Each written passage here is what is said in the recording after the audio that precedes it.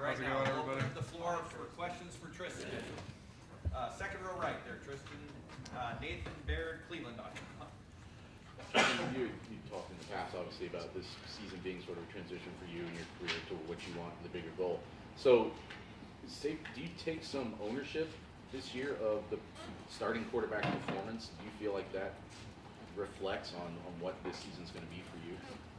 Yeah, I think that it's an interesting question for sure. But I think that we'll all. I mean, every quarterback room I've been in over my years, you're always trying to either make yourself as good as you can or whoever's playing. So to me, it's always been like that. Like you want to have, in a team environment, you want to have the most successful team possible, and playing quarterback's a good part of that. And so, yeah, I think so. Just try to help in any way that I can, no matter what that role is, because I mean, who knows what's going to happen, right? Over here to the far right, Kelly Anstitz, WSYX. Tristan, Devin mentioned leaning on you during his thumb injury. How would you describe your relationship with Devin and the other quarterback? Yeah, obviously I'm a little older than some of those guys, and played in some games and all that stuff.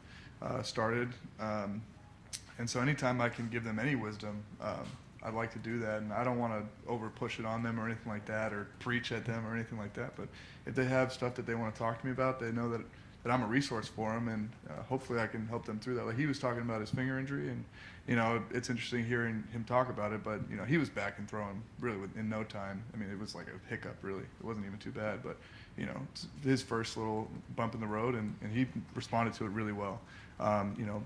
Talking with Kyle all the time, I think that all these guys have great qualities. Even Lincoln coming in, he's surprised me so far, and I'm fired up for all of them, really. So. Third row right, Tony Girdman, Buckeye Huddle. About Lincoln, what has surprised him, or how have you seen him adapt? Yeah, I mean, Lincoln's a hard worker. He puts his head down and he just goes to work. I think that he's picked up the system pretty fast. Smart kid, very athletic. Obviously, that's a big draw to him. And I think that he's just been improving every day, and I think that he does a good job in the weight room, and guys are already starting to respect him. So I'm excited for his future for sure. Third, right next door, Rob Aller, Columbus Dispatch. Yeah, you've seen a lot, you've experienced a lot. Yeah. We ask coaches this all the time. What is the most important attribute of a quarterback? Ooh, that's a good question. I think that I would say that it's like perseverance and being able to roll with whatever's going towards you, and being able to we talk about kind of steadying the boat.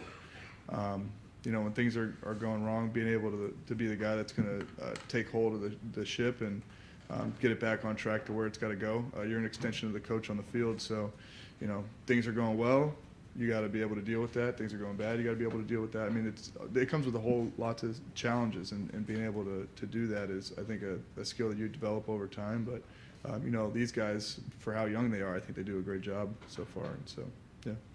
Right behind him, Andy Backstrom, Letterman Row. Tristan, you've been here a while now. Now looking back and having the spring that you had, being thrust in that role in the spring game, what do you want your role to be here at Ohio State, and what is your goal for this season? Yeah, well, what I want more than anything is to be the correct person for whatever job that they have for me. So if that's starting games, that I'm ready to do that. If that's being, backup, and whatever they have for me, like, we talk about all the time, we want Ohio State to be the star, not us, right? So whatever role that they have for me, let's go do it. Second row middle, Max Olson, The Athletic. Tristan, Devin said you were bedridden for 2 years. Would you dispute that characterization? Yeah, I think he got a little carried away with that one. I was laid up for like a month and a half or something like that. It was a tough injury for sure. But I'm glad, we talked about persevering and being resilient in the face of adversity, and coming back, and eventually getting back on the field, started feeling really good. For the first time, probably late October of last year, and then started to see a little bit of time.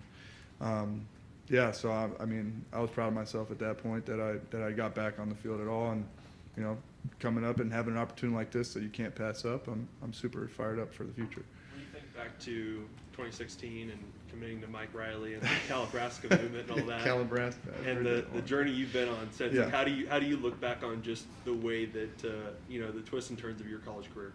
Yeah, I mean, I think that I learned a lot. I changed a lot, and I grew a lot as a person. I think that there's so many life lessons that I took along the way. But I think at the end of the day, like, God's plan was, different than I thought it was going to be coming out of high school. But I wouldn't trade it for anything. We make plans and God laughs, and that's a saying my family says a lot, and I think that that's pretty true, being through it a couple times now. So. Right in front of him, Bill Rubinowitz, Columbus Dispatch. Tristan, I know you want to be a coach, so I'm going to ask you kind of a coach's question. Give me from a coach's perspective, your analysis, evaluation of Devin and Kyle. Yeah, I think that they have a lot of similar traits, and then there's some things that they do a little differently.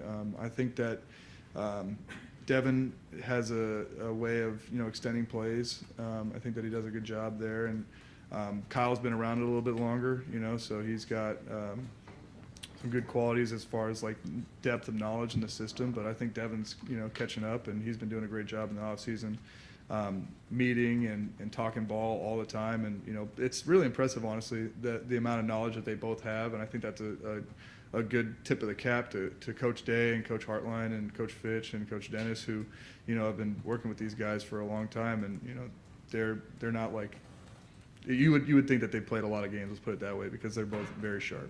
You've been around a long time. Could either of them start in most places you've seen already? Yeah, I think that obviously they were very highly touted recruits. They're competing to play at one of the blue chip programs in the country. I mean, you're an analyst. I'm sure that you would feel the same way. And I think that I think that they're very talented players for sure. Front row right, Tim May, Letterman row. I'm just still visualizing Bill as an analyst. Sorry, man.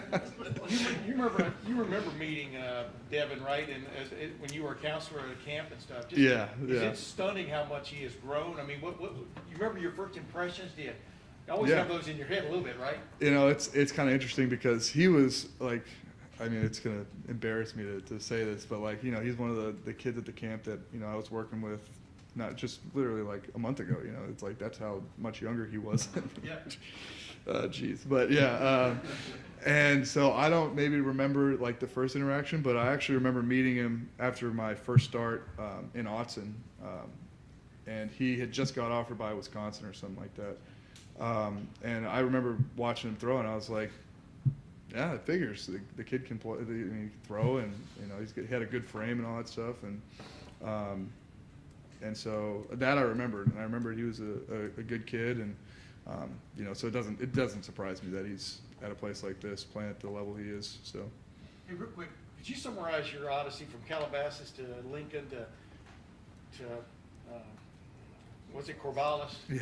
To Columbus? I mean, what has been the most interesting stop, or you've got to be about a well-rounded college student as there's ever been. But what's that been like? I mean, it's like you said, it's been a lot of stops, been a lot of stuff along the way, but I think that just learning and growing has been the thing that characterizes it more than anything else. The biggest lesson as a quarterback, for example, what have you learned that carries through all those spots? Yeah, I think that more than anything, quarterback is really a service position. I think that it's about serving your teammates, serving the program, and putting your teammates in the program before yourself. I think that's one of the biggest things that I learned, and I think that philosophy is what led to me being a captain 3 times at Oregon State, even with my injury, and that's the thing I'm most proud of is that guys were able to look at me even when I was going through some tough times, to be able to lean on it. So yeah. Thanks. Right behind him, Ari Wasserman, The Athletic. When you look at all the stops that you've been in, the quarterback rooms that you've been a part of, and then you come here and you kind of see Ryan Day in action, what is it about him and his coaching style, or is there anything that he does that has kind of made it make sense on how he's had 3 first-round picks, and like does that put in perspective for somebody who wants to kind of follow that path too? Yeah, I've been fortunate. I got to be around Mike Riley when I was a young player, and he obviously had a boatload of experience and knowledge, and that season didn't go so well for us. But and then playing for Jonathan Smith, he's obviously a bright young coach in college football as well, and does a lot of things really awesome. I think that Coach Day is super detail oriented, and I think that, you know, even the littlest things will come up in a meeting, and, you know, being able to recall that and know that information when you take it onto the field is a big part of the offense. And obviously, you know, he's been a coach here for a while, and it takes a lot to be a coach at a program like this. And so, I mean, I've been very impressed so far, and, you know, obviously was impressed watching him on TV, but working with him day in and day out, I think that, you know, it's surprising how approachable he is and how much he wants to pour into you, you know, and I really love that. So. Deep right, Spencer Holbrook, Letterman Row. I guess in the same vein, once you're around for 6 years, do you feel like you kind of know just about everything there is to learn about playing quarterback? And then how much more extensive is your knowledge now? Yeah. You've been here for a year to add on to what you did previously. Yeah, I don't think that you ever stop learning as a quarterback. There's always something new that some D coordinators you know, putting out there, figuring out. I think it's just a constant like growth mindset. That's really what's important. What was the second part of the question again? Sorry. I just was kind of curious, I guess, about that and how after 6 years there might be a certain level of use. Okay, but I need to learn more about mechanics and things. How you get here? Yeah. You said Coach Jay's so detail oriented, I guess. Yeah. Do you feel like you're getting just so much smarter each day? Yeah, well, I mean, I've been, like I said earlier, I've been very blessed to be around a lot of really good coaches, and taking little bits and pieces from all of them. You know, there's things in this offense that I really love, things that like I'm like, oh, I've never, you know, seen that before or heard it taught that way, and I really, really like that. And so you kind of just cherry pick what you like, and there's a lot of things to like here. So. Time for a couple more. Over in far right, Clay Hall, WSYX. What's an obscure detail that Ryan has brought up and you went, what? Off the top of my head, I don't know if I can. I mean, even something like as little as like ball carriage, like when you're on the run, you know, just like not having it down here and then having to bring it all the way up because that'll throw off your accuracy or timing or whatever. You know, the motion of your body really when you're throwing, but just having it up high when you're coming off of the fake, I think was like something so small, but it helped me a lot. So like I'm sure that, you know, it's helped a lot of people too. So. And final questions, second row middle, Doug Maurice, the podcast. Just with your experience in the game, whenever there's a quarterback competition, what do quarterbacks need? What does the room need out of that competition to feel like everybody got a fair shot and a good decision was made? And what's a team need to know that like, hey, this is a good process and they're going to pick a good guy? Yeah, I think reps probably. There's really no substitute for reps, right? Getting in the huddle and being put in some situations that are, tough, like you do third down periods or blitz pickup periods. And sometimes there's really no way to display, your courage on tape until you do it, like standing in the pocket and taking a hit and still delivering a strike downfield is a tough thing to do if you talk to anybody that's played quarterback. But watching at home, you don't think about those things very often. But I think that, they got a good process here. These guys we all have been getting a lot of reps. Plenty of opportunity to prove yourself to the coaches and to the teammates around us, and even just being day in and day out in the weight room. I mean, you can't fake that. They're going to find out who you are pretty fast, your teammates. And what's been great about being here is that I said this actually recently to somebody that this is a blue chip program, but the guys in here they're blue collar guys, and that's something that Coach Mick does a really good job of making sure that nobody's head gets too blown up. And that's one thing that I was surprised at when I got here was how amazing the guys were off the field and how cool they were, because outside looking in, you're like Ohio State, how nice are these guys going to be, but I'm very blessed to be a part of this team for sure. Blue chip, blue collar, you gonna trademark that? Yeah, maybe I should make a shirt out of it now. Yeah. They don't like blue. Yeah, they don't like blue. That's true. Probably shouldn't have even said that in the interview. Can't even say that color. He said blue chip, blue collar. Yeah, probably can't even say it. You're not supposed to say that at all, huh? Yeah. All right. Thank you. Thank you.